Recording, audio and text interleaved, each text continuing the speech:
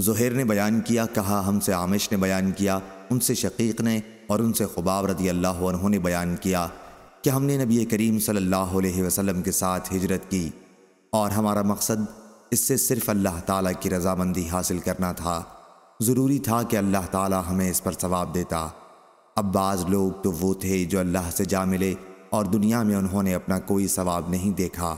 مصعب بن عمیر رضی اللہ عنہ بھی انہی میں سے تھے۔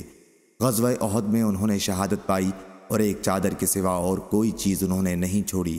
اس چادر سے کفن دیتے وقت جب ہم ان کا سر چھپاتے تو پاؤں کھل جاتا اور پاؤں چھپاتے تو سر کھل جاتا تھا۔